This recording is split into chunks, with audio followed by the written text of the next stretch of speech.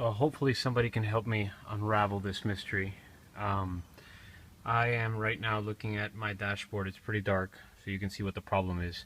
For some reason, every time I switch on the light switch, the cluster and dashboard tries to come on. So here's what I'm doing right now. So if I switch it on,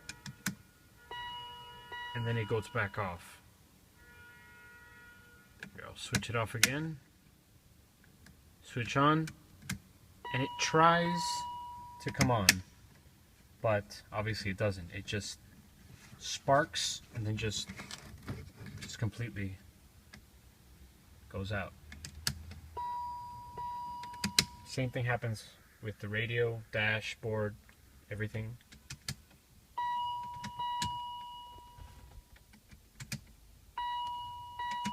And it just won't go on.